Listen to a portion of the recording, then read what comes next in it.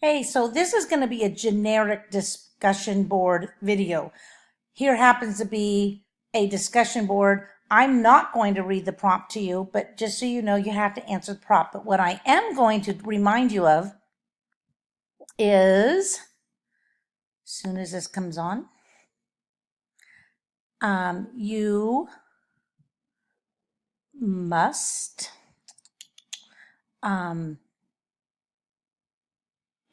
follow the rubric. So remember, there's a discussion thread rubric.